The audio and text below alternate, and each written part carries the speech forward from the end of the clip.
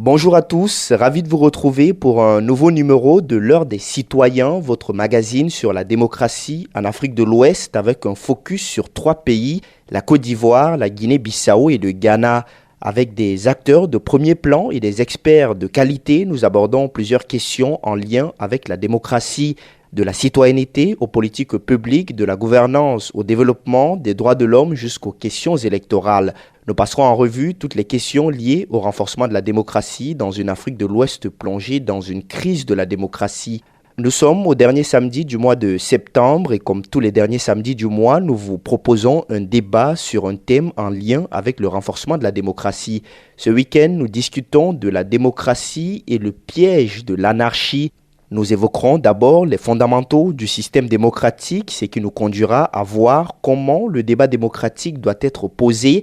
Comment est-il adressé dans la région ouest africaine et surtout comment sont abordées les questions de développement. Ensuite, nous parlerons du piège de l'anarchie au nom des libertés offertes par le système démocratique. Pour discuter de tout cela avec nous ce week-end, nous sommes en ligne de Dakar au Sénégal avec Elimane Kane, président du think tank citoyen Lex Africa, organisation panafricaine qui s'intéresse aux questions de démocratie et de bonne gouvernance en Afrique. Bonjour Elimane Kane, merci d'avoir accepté notre invitation. C'est un plaisir d'échanger avec vous. Nous serons également en ligne de Lomé au Togo avec David Dossé, président du Front citoyen Togo Debout, organisation de la société civile togolaise qui travaille également avec un réseau d'organisations citoyennes d'Afrique de l'Ouest. Bonjour David Dossé et bienvenue. Tout le plaisir est pour moi. Merci de l'invitation, justement. En ligne aussi de Bissau, Alain Yorombalo, journaliste bissau-guinéen, analyste politique. Bonjour, merci de nous rejoindre Alain Yorombalo. Merci Alpha. Voilà ainsi présenté le sommaire de ce programme. Top, c'est parti. Dans la première partie de ce débat, je le disais, nous allons d'abord aborder la question du système démocratique. Comment doit être abordé le débat démocratique? Comment est-il adressé, tout comme les questions de développement dans l'espace démocratique? On va d'abord définir les bases du système démocratique pour permettre la compréhension afin de faciliter le fil conducteur du débat à nos auditeurs. Je me tourne d'abord vers vous, Elimane Kane. D'abord, que comprendre quand on parle de démocratie? Que faut-il retenir d'essentiel? Oui, vous savez, c'est important cette question parce que je pense qu'il faut d'abord s'entendre sur de quoi est-ce que nous parlons, parce que démocratie en tant que telle est un terme aujourd'hui galvaudé, mais il y a plusieurs démocraties selon les entendements. Voyez-vous, la démocratie dont nous avons hérité de l'histoire coloniale, donc nos contacts avec l'Occident, c'est cette démocratie libérale qui triomphe aujourd'hui. Qui se fait sur la base des républiques qui fonctionnent, des systèmes politiques, de la démocratie électorale, etc. Voilà, donc c'est ce système-là que nous connaissons, mais qui n'est pas une fin en soi, parce qu'on peut penser plus à une démocratie substantielle plutôt, pour parler français, alors qui veut dire qu'il faut donner plus de pouvoir au peuple et essayer de rapprocher le plus effectivement possible le pouvoir de prise de décision aux citoyens. Et je pense que sur ce plan-là, nous sommes loin du compte. Et donc, cette démocratie représentative est en crise aujourd'hui, il faut le dire, en Afrique. Et c'est ce qui justifie certainement toutes ces ruptures constitutionnelles que nous constatons dans la sous-région et également plus de revendications de refondation donc de nos démocraties et de nos républiques pour que les citoyens puissent bien se retrouver dans cette organisation institutionnelle, mais également des processus de prise de décision qui ne parlent pas souvent et toujours au peuple africain. David Dossé, pour vous qui êtes à la tête d'une organisation de la société civile togolaise, une organisation citoyenne ouest-africaine, est-ce également comme ça que vous comprenez la démocratie? Je commencerai peut-être par donner la définition qui est, je crois, la plus usuelle. C'est celle qui dit que la démocratie, c'est le pouvoir du peuple par le peuple et pour le peuple. Mais en étant beaucoup plus pratique, je dirais que de mon point de vue, la démocratie, en tout cas, c'est un système de gouvernance politique qui permet de centrer les objectifs autour du peuple.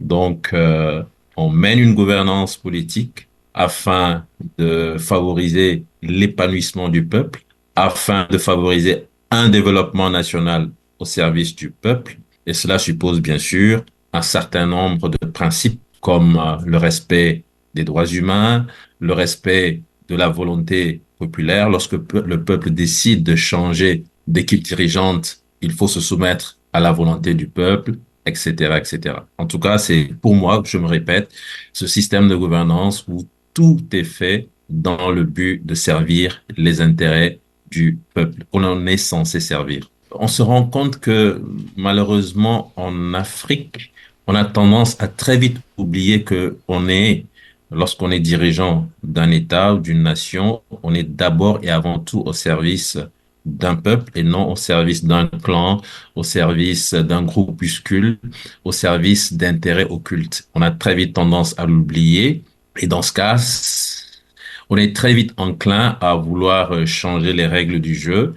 Et comme on a décidé vraiment de rester coûte que coûte, vaille que vaille, et de préserver ses avantages, on tripatouille les résultats, on tripatouille les élections. Et donc, le fait d'accepter l'alternance, le fait même de faire de l'alternance un élément clé de la démocratie, permet d'avoir l'assurance que ceux qui prennent le pouvoir comprennent qu'ils ne sont pas indispensables, comprennent qu'ils ont pris le pouvoir pour un temps pour être au service du peuple et qu'une fois ce temps révolu, il va falloir passer la main. Donc, c'est un élément primordial. Ce n'est pas le seul élément, ce n'est pas le seul pilier de la démocratie. Mais l'alternance constitue, de mon point de vue, un pilier important, principal, fondamental de la démocratie. Et justement, comment comprenez-vous également les libertés qu'offre la démocratie, car on parlera de ces libertés quand on arrivera à la deuxième partie pour éviter de tomber dans le piège de l'anarchie. Comment comprenez-vous justement les libertés qu'offre aujourd'hui le système démocratique? Pour vous, société civile, c'est quoi ces libertés, puisqu'on parlera bien sûr des limites de ces libertés? Oui, ces libertés sont fondamentales. Généralement, la démocratie rime avec état de droit. Je dis généralement, ça rime avec état de droit. Et cela suppose qu'il existe des droits, justement, qui préservent ces libertés des individus et des communautés. Et, vous avez les libertés fondamentales. Ce sont vraiment des libertés qui nécessitent d'être protégées pour assurer la bonne gouvernance de la société, de la nation.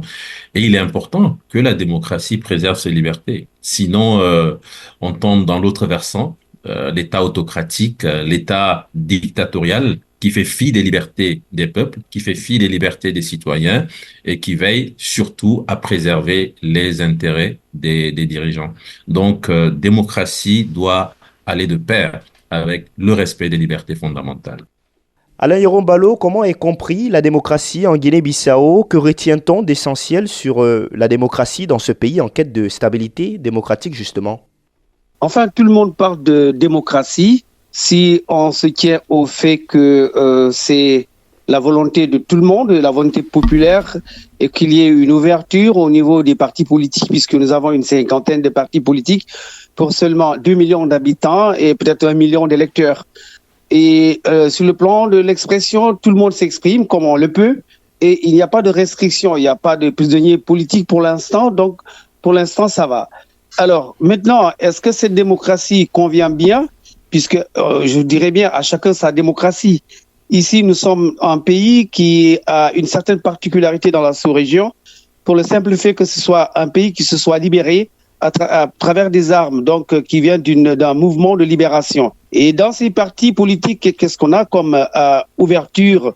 C'est là le fond du problème. Il y a juste 3 ou 4 gros partis qui, en réalité, gèrent depuis très longtemps le paysage politique. Il y a d'abord le parti historique, qui est le PAIGC, qui, jusqu'à présent, de par le fait qu'il ait libéré le pays du joug colonial, continue toujours à revendiquer une certaine légitimité sur la gestion du pays. Alors, c'est justement là où ça pose des problèmes, puisque si on regarde aussi bien le PAIGC, le MADEM, qui est le mouvement pour l'alternance démocratique, qui est ici aussi du PAIGC, et le PRS, le Parti de la Rénovation Sociale de l'ancien président Koumba Yala, tout comme le président de l'ancien Premier ministre Nounou Gomes Nabian Apou, qui est l'Alliance des Populaires Unis, Tous sont issus pratiquement de ce grand foyer politique qui est le PAIGC, avec bien sûr tout ce qu'il y a comme défaut de tolérance politique qu'il y avait dans ce parti-là et qu'ils ont essayé d'améliorer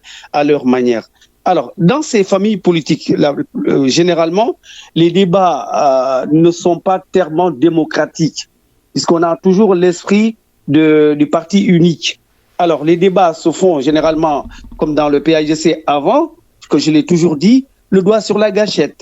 Alors, dans ces cas, les obstacles sont souvent dégagés par des balles. C'est ce qui justifie un tout petit peu les convulsions politiques que nous avons, les virements, les assassinats, qui sont devenus une manière de faire la politique autrement. Mais depuis un certain temps, il y a la naissance d'une nouvelle classe politique, des gens beaucoup plus jeunes, qui n'ont pas peut-être des liens avec le passé historique du pays, mais qui essaient quand même d'apporter du sang nouveau, des idées nouvelles, de s'exprimer de manière à ce qu'il y ait une participation beaucoup plus ouverte de la population à ce processus.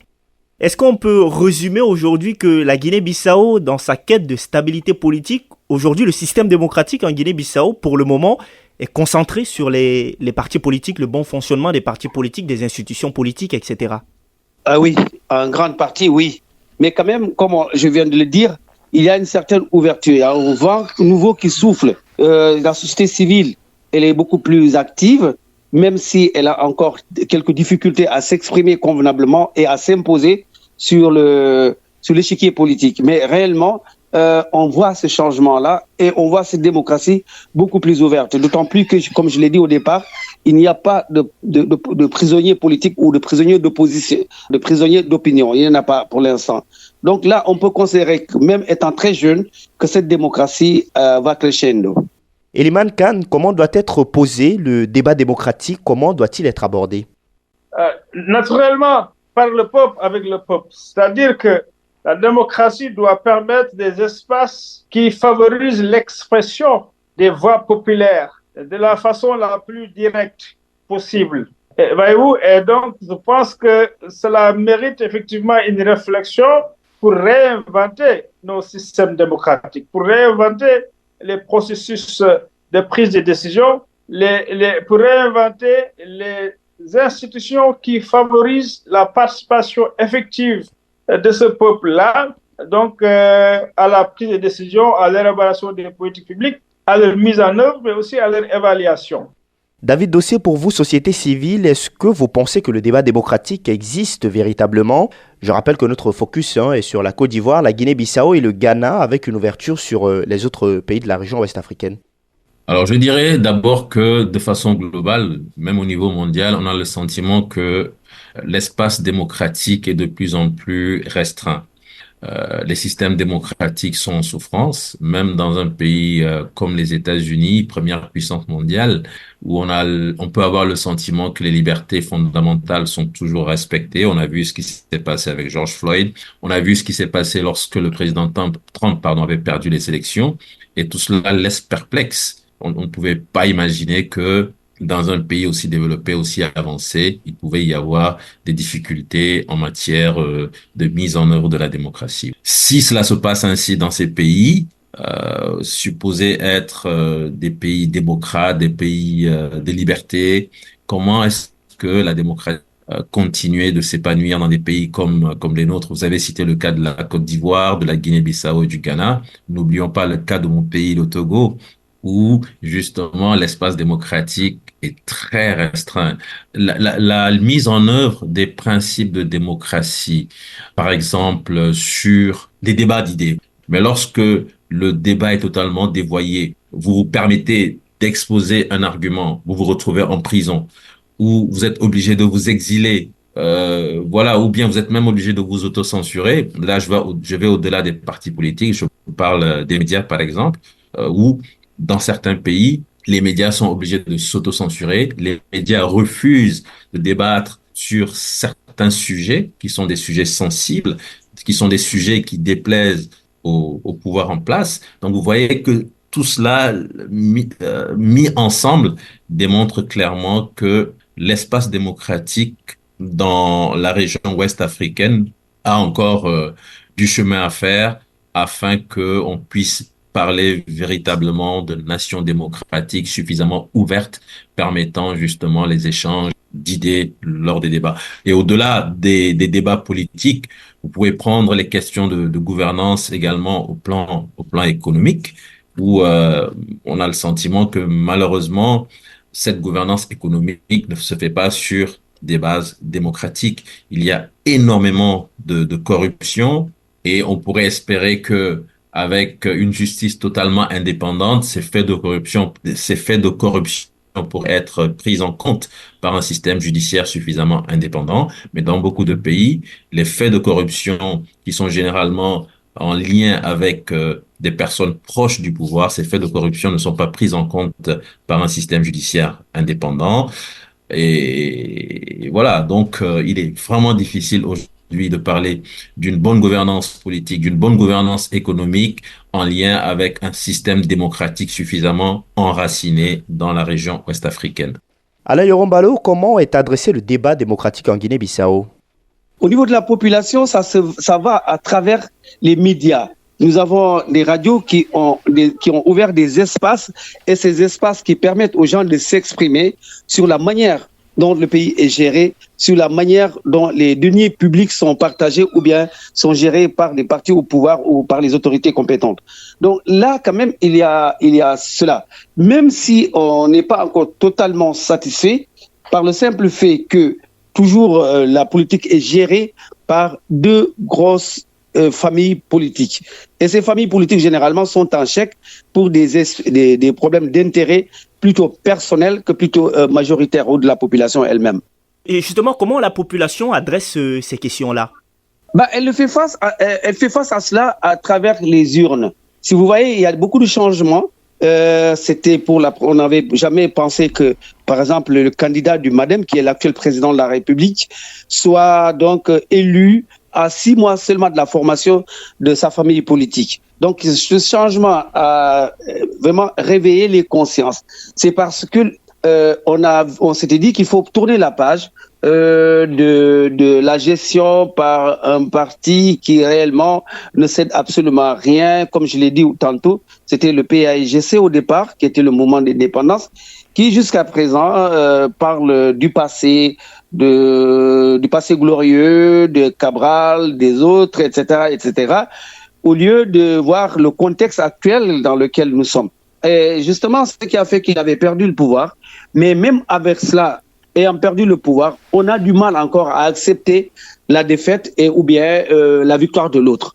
Alors, c'est ce qui nous pose d'énormes problèmes. Et c'est pour ça que j'ai dit que notre démocratie est encore très jeune, a besoin d'être protégée. Et pour cela, il faut une société civile assez forte.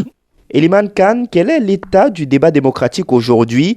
Je rappelle encore que notre focus est sur la Côte d'Ivoire, la Guinée-Bissau et le Ghana, avec une ouverture, si vous le souhaitez, sur d'autres pays de la région ouest-africaine. Bon, on est encore loin du compte, je pense, mais nous vivons justement cette crise de la démocratie libérale qui peut être perçue comme étant une sorte de destruction créatrice, voyez-vous, d'une peut-être autre forme de démocratie qui répond plus aux aspirations des peuples africains. Je vous donne un exemple. Par exemple, si nous restons sur les critères de la démocratie libérale, les putschs qui sont intervenus dans plusieurs pays en Afrique aujourd'hui sont bannis. C'est pas acceptable. Mais comment vous pouvez comprendre que derrière ces ruptures constitutionnelles, qu'il puisse avoir un mouvement populaire qui soutient ou qui soutiendrait, parce que c'est des choses qu'il faut quand même aussi vérifier sur une base scientifique, ces ruptures. Mais en tout cas, parce que tout simplement, il y a eu un désaveu et une rupture de confiance entre ces peuples-là et les systèmes de gouvernance qui existaient avant, qui pourtant étaient considérés comme des systèmes de gouvernance démocratiques, parce que répondant à un certain nombre de critères, de principes qui sont liés à un référentiel occidental.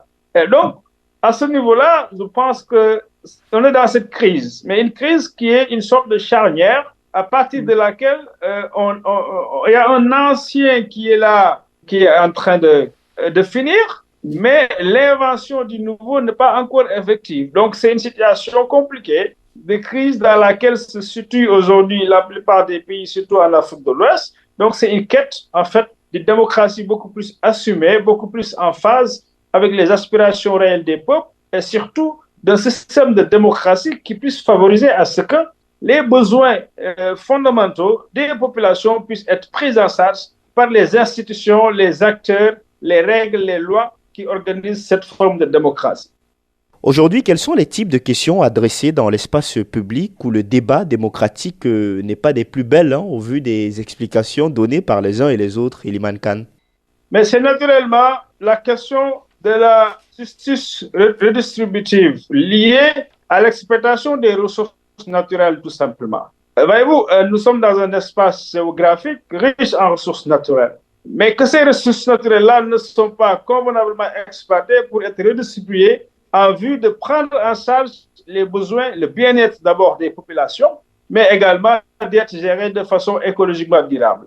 Voilà ce qui explique donc la pauvreté qui est galopante, qui est grandissante en Afrique de l'Ouest, au moment où nous nous rendons compte que également cette partie du monde regorge de ressources naturelles, mais importantes, qui permet d'ailleurs de régler pas mal d'autres problèmes en besoins énergétiques ailleurs. Voyez-vous? Donc, voilà un problème de rupture de démocratie économique réelle qui est vécu, mais qui est effectivement en relation avec la gouvernance démocratique. Parce que si la gouvernance se faisait de façon démocratique, c'est-à-dire en impliquant suffisamment les populations dans les processus de décision, c'est évident que ces ressources naturelles ne seraient pas exploitées sans qu'elles puissent être véritablement au service du bien-être de ces populations-là. David Dossé, comment mettre les questions de développement au cœur des débats, surtout politiques, dans l'espace démocratique? Effectivement, tous ces pouvoirs, tous ces régimes qui sont à la tête des États en Afrique de l'Ouest, vous écoutez tous les discours, ce sont des promesses de développement, ce sont des promesses de développement inclusif, ce sont des promesses de mise en place de services de base au profit des populations. Mais qu'en est-il en réalité? Donc, en réalité, c'est ce que nous venons d'évoquer tantôt, ce sont des systèmes politiques qui sont très centrés, ce sont des systèmes politiques qui sont très exclusifs, qui mettent en marge toutes les voix dissonantes. Ce sont des systèmes politiques avec une économie qui sert d'abord les intérêts d'une classe dirigeante et des personnes qui gravitent autour de cette classe dirigeante. Ce sont des systèmes économiques où la corruption est malheureusement endémique, systémique, pour favoriser davantage les classes dirigeantes. Et l'aboutissement de tout cela, c'est que vous n'avez pas la possibilité véritablement de disposer des ressources du pays, de disposer des ressources de la nation pour construire une véritable stratégie de développement. Bon, certains vous diront que démocratie ne rime pas forcément avec développement, et on peut vous donner l'exemple de la Chine, ce qui est une réalité. Effectivement, on peut très bien avoir une vision de développement pour sa nation sans pour autant respecter les libertés fondamentales, sans pour autant faciliter la liberté d'expression, la liberté d'association, etc. Mais lorsque il est possible de travailler pour le développement de la nation tout en favorisant le respect des libertés, personnellement, j'estime que c'est mieux parce que on a ainsi la possibilité de permettre au peuple de s'épanouir librement, d'exprimer librement son génie en toute liberté et c'est encore mieux. Voilà, donc pour en revenir à la région ouest africaine, dans beaucoup de pays, il n'y a que quelques exceptions, dans beaucoup de pays, ce sont des entraves à la liberté démocratique qui sont accentuées par le fait que malheureusement, il n'y a pas une vraie vision de développement derrière. C'est beaucoup plus une vision de se servir soi-même plutôt que de servir le peuple pour lequel on a été mis à la tête du pays. Alors, Yerobalo, en Guinée-Bissau, comment sont adressées les questions de développement? Est-ce que toutes les couches de la société prennent finalement part au débat démocratique véritablement? En réalité, tout doit être centré sur cela. Nous avons encore du mal à mettre autour d'une même table tous les acteurs politiques pour mettre sur la table les grands problèmes du pays. Puisque c'est en réalité c'est par là que l'on pourrait parler de développement. Mais si chacun essaie de tirer de son côté ou bien tirer à boulet rouge sur le projet qui nous lie, ça pose d'énormes problèmes. Ça pose d'énormes problèmes. On n'a pas encore un forum approprié qui permette de réunir tous les acteurs politiques pour parler de l'essentiel. L'essentiel, c'est le développement du pays. Chacun peut avoir, disons, sa chapelle à elle, mais ce qui est essentiel, c'est le développement du pays à partir des maigres ressources que nous avons. Puisque le problème que nous avons exactement, les tiraillements, les coups bas, les clivages, les coups d'État et autres, c'est justement cette manière de vouloir contrôler les maigres ressources du pays. Alors, quand on est dans une telle dynamique, c'est sûr et certain qu'on parlera d'instabilité, disons, chronique pour le pays. David Dossé, est-ce que les droits de tous sont respectés dans le débat démocratique, sinon les droits de la majorité? Les droits de la majorité ne sont pas respectés. La majorité est en souffrance et c'est surtout une minorité qui profite et qui met tout en œuvre pour continuer à profiter grassement des ressources de la nation. Eliman Khan, comment arriver à ce débat démocratique où tout le monde exprime son point de vue, mais surtout que cela soit pris en compte, que chacun se sente écouté? Il faut des constituants. C'est-à-dire qu'il faut mettre en place des espaces de discussion élaborés, méthodiques, mais décentralisés. Donc, trouver les citoyens partout où ils sont pour se poser les questions sur quel type d'institution qu'est-ce que nous voulons, quel type de règles est-ce que nous voulons, quel type d'instance et de processus de décision est-ce que nous voulons et quelle place faut-il donner à l'ensemble des composants de la société. Donc, il nous faut avoir ça. Bon, certains font des actions qu'on appelle des assises. On a connu les conférences nationales dans les années 90, etc. Et les assises nationales un peu partout maintenant, depuis le Sénégal et récemment même au Mali et dans les autres, au Burkina, etc. Bref, c'est des types d'approches comme ça qu'il faut avoir pour d'abord s'accorder autour d'un consensus du type de démocratie dont nous voulons dans nos propres sociétés.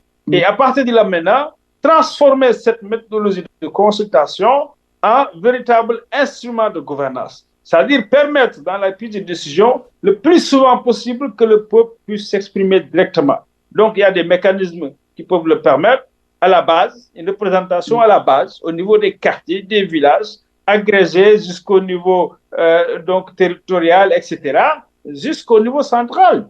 Mais également la possibilité pour que les citoyens puissent s'exprimer à travers des pétitions, etc. Si à un nombre déterminé, il y a des citoyens qui portent une idée, que ça puisse être pris en charge par les instances de gouvernance qui puissent exister, que ce soit l'exécutif ou le parlementaire.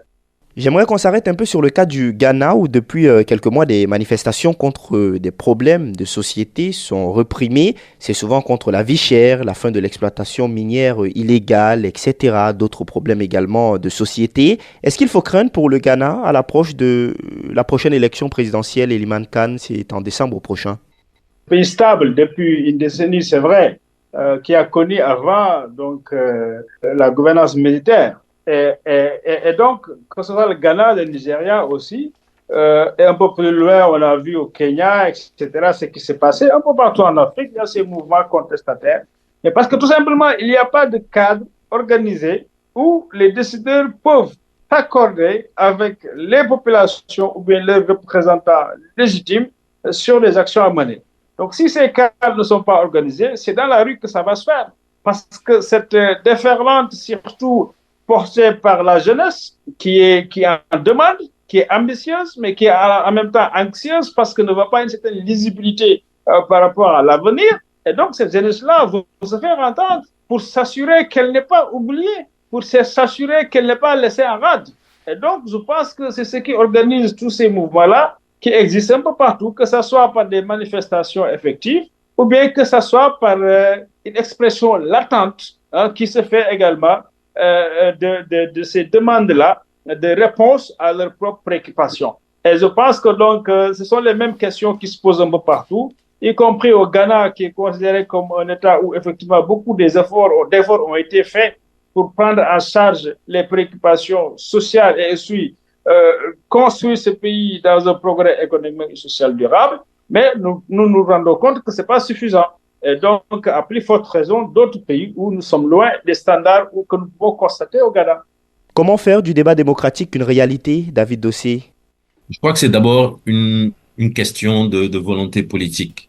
Si on parle de la classe dirigeante, ce serait bien que ceux qui viennent à la tête de nos nations aient cette volonté de mettre en place un système qui permette l'éclosion de la démocratie, un système qui mette en avant la bonne gouvernance au plan politique, avec la garantie d'une véritable liberté en matière d'expression, les médias privés qui sont autorisés, les associations qui peuvent voir le jour et évoluer, donc une vraie liberté associative, liberté en termes de réunions publiques pacifiques. Ce sont des choses que je cite parce que ce sont des choses qui sont en souffrance dans beaucoup de pays. Prenez le cas de la Guinée où vous avez aujourd'hui 2 acteurs de la société civile qui sont portés disparus. C'est inadmissible. Voilà ce qui peut arriver lorsque le système de gouvernance politique est complètement dévoyé ou lorsque c'est un pouvoir qui s'installe par la force et non par la volonté populaire. Si la classe dirigeante arrive à revoir sa feuille de route et à avoir une autre vision de la politique, c'est déjà une bonne chose. Mais je pense qu'il est important aussi que les peuples d'Afrique comprennent que pour toute chose, malheureusement, il faut se battre. Et là, je vais donner l'exemple du peuple sénégalais qui s'est battu pour faire barrage à cette tentative de 3e mandat du président Macky Sall. Le peuple doit savoir ce qu'il veut, le peuple doit savoir qu'il faut qu'il se lève pour pouvoir défendre certaines libertés. Et le dernier élément, pour moi, c'est aussi la communauté internationale qui doit jouer un rôle beaucoup plus franc. Et aujourd'hui, le reproche qui est fait à la CEDEAO, et la CEDEAO n'avait pas voulu entendre ce reproche, cela conduit progressivement à son effritement, c'est que la communauté internationale, c'est que la CEDEAO, parfois, ont des attitudes qui sont des attitudes totalement où on fait semblant de ne pas voir les violations réelles, les dispositions que ces organismes internationaux se sont données. Si je prends le cas de la CEDEAO, si je prends le protocole additionnel de la CEDEAO sur la démocratie et la bonne gouvernance, ce protocole contient des dispositions qui sont claires et précises, mais nous voyons très bien des situations où des chefs d'État violent ces dispositions et la CEDEAO fait comme si elle n'a rien vu, elle fait comme si elle n'a rien entendu. Vous prenez l'Union africaine, la charte sur la démocratie, les élections et la gouvernance, et pourtant ces institutions demeurent totalement silencieuses et elles sont complices de ces forfaitures que nous vivons dans nos pays. Eliman Khan, qu'en pensez-vous sur la même question? Il faut que ça soit d'abord une prise de conscience effective de l'ensemble des acteurs qu'il nous faut nous accorder sur un modèle de démocratie qui répond ou bien qui se marie avec nos us et coutumes, nos pratiques, nos formes d'organisation sociale traditionnelles qui existent toujours dans nos relations, nos formes d'organisation politique qui aujourd'hui sont marginalisées dans la plupart des pays, mais qu'il faut intégrer dans le système officiel, formel, donc de gestion de nos États. Et je pense que tant qu'on ne revoit pas le paradigme donc, de la démocratie occidentale léguée suite à notre contact avec les anciens colonisateurs, bon, on restera toujours dans ce... je ne peux pas parler de divorce parce que pour moi, il n'y a jamais eu de mariage entre nos sociétés et ce modèle d'État importé avec sa démocratie qui organise l'État et la République. Voyez-vous? Et donc, je pense que c'est à ce niveau qu'il faut qu'on s'écoute entre nous-mêmes à l'intérieur, qu'on voit un peu quels sont les liens sociaux et politiques réels dans notre société dans lesquels nous nous retrouvons, qui s'imposent à nous, et transformer ça en donc, cadre, système et organisation politique formelle. Je pense que ce travail-là, il faut qu'on le fasse en Afrique si nous voulons être en harmonie avec donc, le système qui organise les prises de décisions et des décisions qui, en réalité, finalement, gèrent tous les rapports sociaux et politiques entre nous-mêmes. Et donc, c'est un problème qu'il faut régler à ce niveau-là. Et je pense que prendre le temps d'être conscient de cela, mais prendre le temps aussi de discuter, d'échanger, de débattre en profondeur sur ces questions-là pour nous accorder. Et voilà, une fois ces questions sont réglées, je pense que nous pouvons tirer vers beaucoup plus de stabilité. Alain Yorombalo, qu'en pensez-vous pour le cas de la Guinée-Bissau? il faut un peu de conscience nationale. Il faut que les gens se disent que ce qu'ils ont de commun et ce qui nous lie, c'est ce pays-là. Et l'intérêt du pays doit primer sur les intérêts personnels des différents acteurs politiques. Si tel se confirme et qu'il y a un climat qui est favorable à cela, et surtout un espace où les gens peuvent s'exprimer librement sur cette question essentielle, c'est sûr et certain qu'on parlera de développement de la Guinée-Bissau. Nous en venons à présent à la seconde partie de cette discussion pour parler cette fois de la démocratie et le piège de l'anarchie. Comment ne pas basculer dans l'anarchie au nom des libertés qu'offre le système démocratique? D'abord, Elimane Khan, à partir de quel moment on passe de la démocratie à une forme d'anarchie au nom des libertés de ce système de gouvernance? L'anarchie, comme l'appellent les politiciens, c'est quand il y a l'absence de règles, tout simplement, qui sont respectées par tout le monde. Et donc, ce qui est important pour ne pas tomber dans cela, c'est d'élaborer ensemble des règles communes autour desquelles on s'accorde sur la pertinence et l'efficacité, et donc les faire respecter. Donc, cela veut dire que tant qu'il y aura des groupes qui pourront se lever un jour pour tout enfreindre, tout arrêter, alors qu'il y avait un consensus autour de ça, donc nous ne sommes pas sortis donc de ce piège de l'anarchie. Donc, maintenant, l'anarchie, il faut la distinguer des périodes troubles de remise en question. C'est-à-dire que la crise en tant que telle, elle peut être productive de quelque chose de meilleur que ce que nous avons, si justement nous nous donnons les moyens de régler ensemble cette crise, d'avoir une stratégie de gestion de crise et de sortie de crise qui mène forcément à un changement. Donc, si ce travail n'est pas fait, effectivement, cette anarchie peut s'installer. Nous devenons des pays qui sont ingouvernables. Et donc, le plus fort va s'imposer au reste. Et effectivement, à partir de ce moment-là, nous n'aurons plus d'État. Ou bien nous nous retrouverons dans des systèmes de despotes où, tout simplement, ceux qui ont plus la force vont imposer leurs lois aux autres. Et ça, ce n'est pas la meilleure façon de vivre ensemble en société. Et donc, il faut éviter cela. Et pour y éviter, c'est tout simplement donner sa part à chacun. Et donc, libérer toutes les paroles et que les gens s'expriment ensemble pour s'accorder sur l'essentiel. Je pense qu'il faut arriver à cela. David Dossé, avez-vous le sentiment que la démocratie, mal comprise, peut engendrer une forme d'anarchie? Alors, si on en revient à notre région ouest africaine, je pense qu'il est d'abord important de rappeler que on a souvent présenté comme étant la démocratie une situation qui, de mon point de vue, est fortement pseudo-démocratique. On est encore assez loin des standards démocratiques.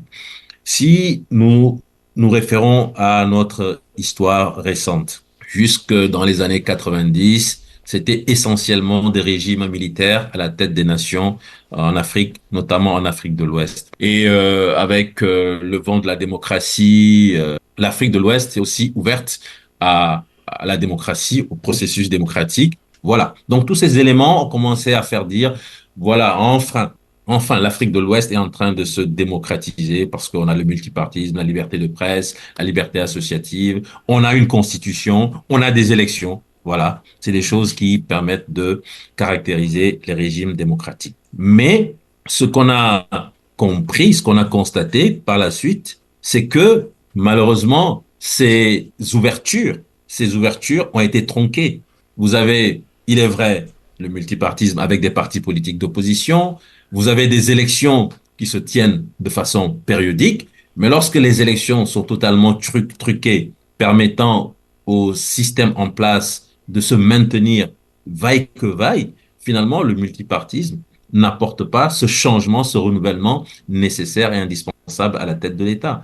Quand vous avez aussi une liberté associative où finalement vous êtes obligé de vous autocensurer au risque, si vous ne le faites pas, de vous retrouver en prison ou de vous exiler, vous comprenez que ce sont des éléments qui font que la démocratie finalement devient une espèce d'illusion.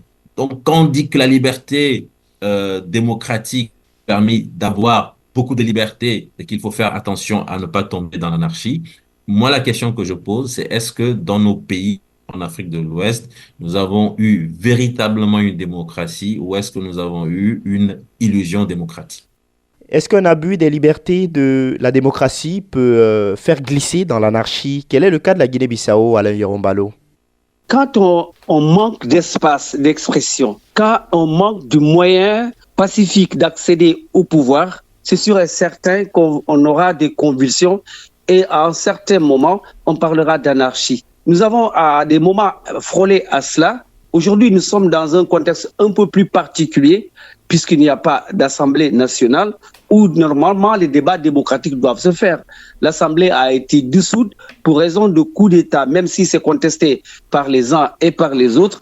Toujours est-il que à l'origine de cette décision qui a été prise, il y avait une violence. Alors cette violence qui a fait que l'Assemblée a été dissoute. Il y avait juste une commission permanente de l'Assemblée nationale qui devait dépêcher les affaires courantes jusqu'aux prochaines élections qui sont prévues pour novembre prochain, le 24 novembre. Alors, jusqu'ici, on ne parvient pas à s'entendre sur l'essentiel. Donc, il va falloir gérer tous ces problèmes-là.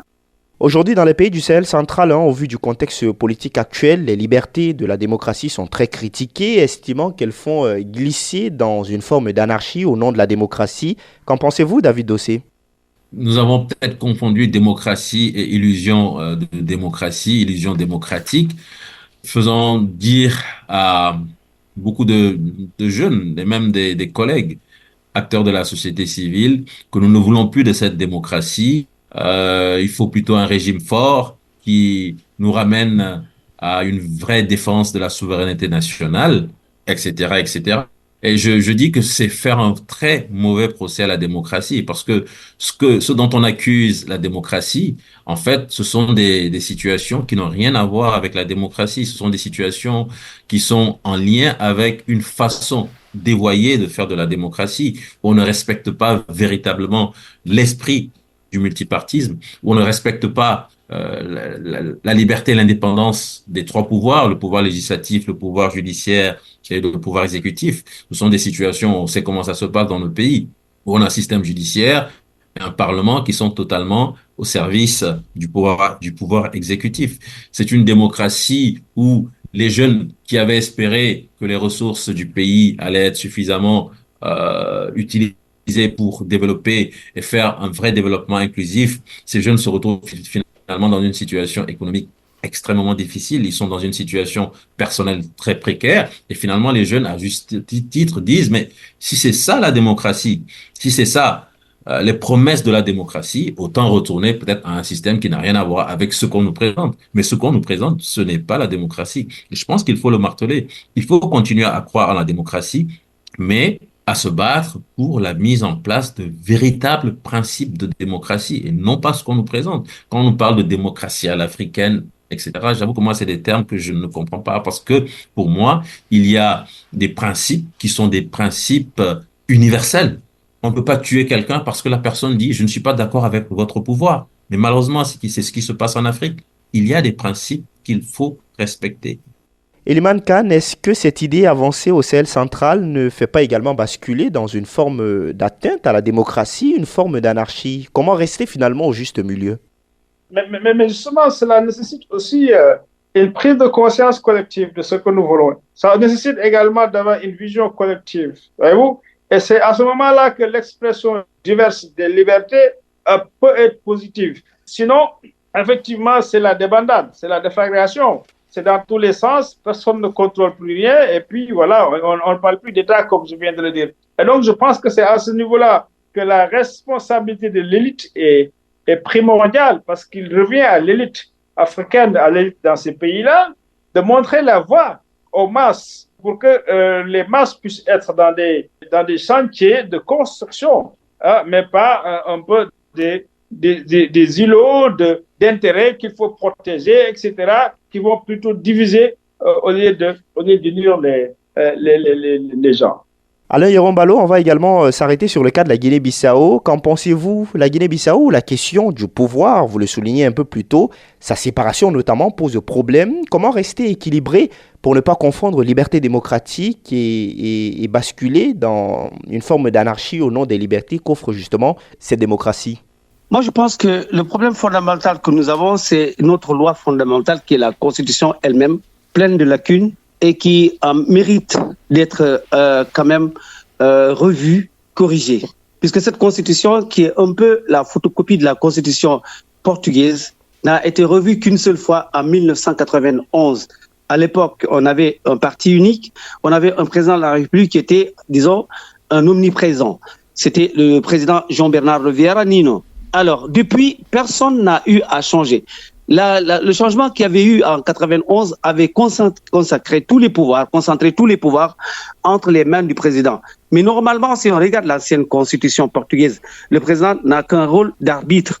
Le vrai gestionnaire du pays, c'est le Premier ministre qui sort du parti, qui sort vainqueur des élections et qui est tête de liste de ce parti-là, qui devait être Premier ministre et qui doit gérer les affaires du pays. Et le président, bien sûr, a un droit de regard, mais joue le rôle d'arbitre. Aujourd'hui, en concentrant tous les pouvoirs entre les mains du président de la République depuis 1991, il n'y a pas eu un courage, disons, politique au sein du Parlement pour que cela change, donc par la révision de la Constitution. C'est pour ça que ça pose certains problèmes quand on dit que le président, disons, n'est pas démocrate, mais il se veille sur certains articles qui sont dans la Constitution. Ça veut dire quoi? Il peut nommer et limoger un Premier ministre. Ou bien, en cas de blocage, comme on le dit, en cas de crise politique profonde, le président peut dissoudre le Parlement. S'il dissout le Parlement, le gouvernement qui est issu de la majorité au Parlement tombe immédiatement. Donc ça fait un cafouillage, ça fait une cacophonie dans le pays à tel point que on n'est pas trop certain qu'on va s'en sortir si on ne s'arrête pas à un certain moment pour prendre l'essentiel. L'essentiel, c'est la révision de cette constitution qui va être une loi que tout le monde va observer et qui va être au-dessus de tout le monde. Si tel est le cas, c'est sûr et certain qu'on verra la lumière au bout du tunnel. Iliman Khan, comment adresser cette question, comment faire comprendre cette limite aux gouvernants, mais aussi aux populations? Alors, c'est-à-dire c'est l'existence des règles. Il faut des règles claires, acceptées par tout le monde. Et il faut aussi la puissance institutionnelle pour faire respecter ces règles. Et je pense que ça, c'est le minimum, c'est-à-dire l'ordre. Si on n'arrive pas à restaurer l'ordre, effectivement, l'anarchie s'installera. Et c'est ça, encore une fois, je le redis, la responsabilité des élites de produire des règles, de les faire accepter dans une discussion, dans un dialogue permanent avec les masses, pour que, et ensuite maintenant, de mettre en place les institutions fortes pour faire respecter ces règles-là. Je pense que ça, c'est le minimum, c'est le b.a.-ba pour protéger le vivre ensemble dans nos sociétés. David Dossé, comment éviter le piège de l'anarchie en démocratie? Il faut déjà éviter le piège de l'illusion de démocratie. Comprendre que ce qu'on nous présente comme étant la démocratie avec ses aspects négatifs, je suis désolé de me répéter, ce n'est pas encore de la démocratie. Il faut qu'on continue à se battre pour que ces processus qui ont vu le jour dans nos pays depuis les années 90 puissent être mieux orientés. Continuons à nous battre pour la mise en œuvre de véritables principes de démocratie dans nos pays. Faisons en sorte que les élections soient de vraies élections, que les vrais vainqueurs des élections soient ceux qui seront proclamés vainqueurs par les commissions électorales nationales dans nos pays. Faisons en sorte que lorsqu'il existe des ressources nationales, ces ressources soient utilisées pour le développement du pays.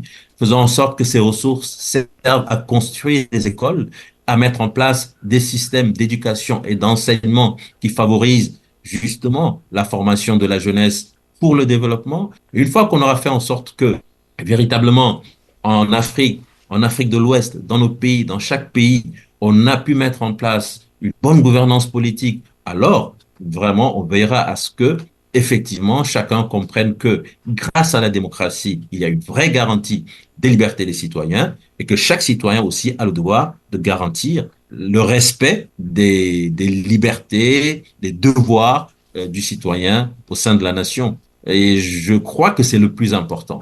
L'illusion de démocratie n'est pas la démocratie.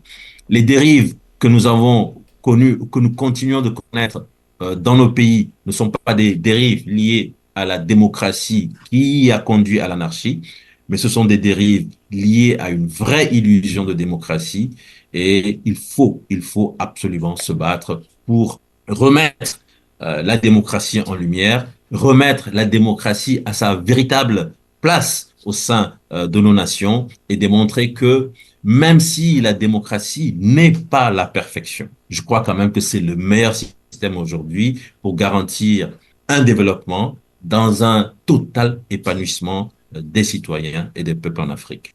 Alain Yorombalo, qu'en pensez-vous sur la même question?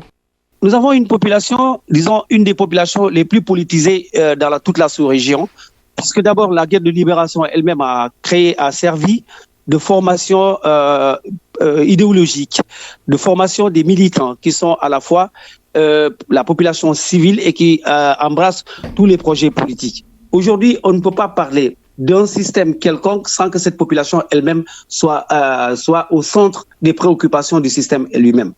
Alors aujourd'hui, dans cette démocratie que nous sommes en train de créer, et cette démocratie-là, elle a deux versions. Parce que en réalité, l'armée qui a un poids certain dans l'échiquier politique, et aucune institution pour l'instant n'est en mesure de contrebalancer le poids de l'armée sur l'échiquier politique. Mais cette armée-là est constituée de militants que nous appelons les militants en uniforme.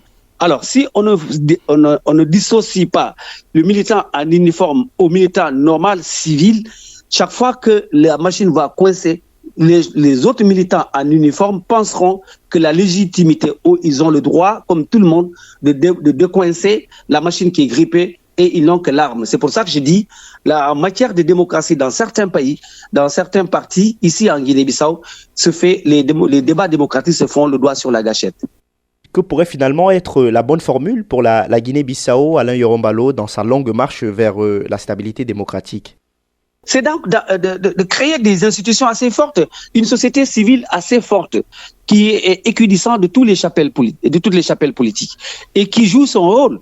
Et avec la population elle-même qui est sensibilisée, je suis sûr et certain que ça marchera.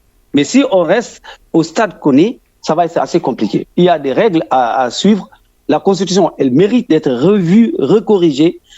La société civile doit avoir un champ d'action beaucoup plus actif que ça, au lieu de se mettre derrière les partis politiques. Parce qu'en réalité, si on regarde, il y a un autre composant plus important, c'est la presse. La presse qui doit jouer son rôle aussi. Alors, mais ici, la plupart des radios ou des médias sont les propriétés privées de dirigeants politiques. Et dans un tel cas, ça pose problème. Elle doit être beaucoup plus libre que cela. Mais pour des gens qui dépendent du salaire de quelqu'un, comme on a l'habitude de le dire, on ne mord pas la main qui vous nourrit. Donc, ça pose d'énormes problèmes. Il y a un autre côté, ça c'est le volet formation. Je pense qu'on arrivera à cela. Mais il va falloir d'abord définir tous les jeux qui entourent cette démocratie et qui puissent permettre à cette démocratie de croître.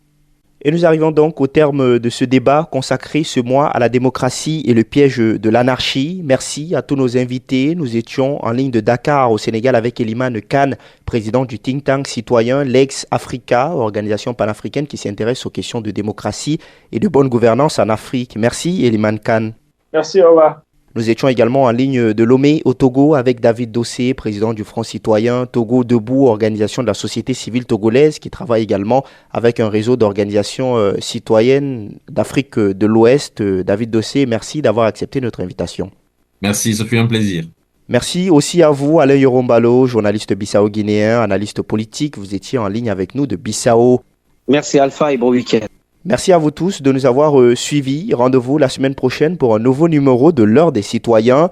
Je vous le rappelle encore, l'Heure des Citoyens, c'est votre magazine sur la démocratie en Afrique de l'Ouest avec un focus sur 3 pays, la Côte d'Ivoire, la Guinée-Bissau et le Ghana.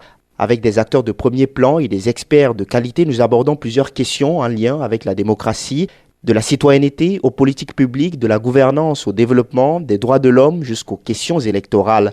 Nous passons en revue toutes les questions liées au renforcement de la démocratie dans une Afrique de l'Ouest plongée dans une crise de la démocratie. Cette émission, pour rappel, est produite avec le soutien de NED, la National Endowment for Democracy. Bon week-end à tous, portez-vous bien.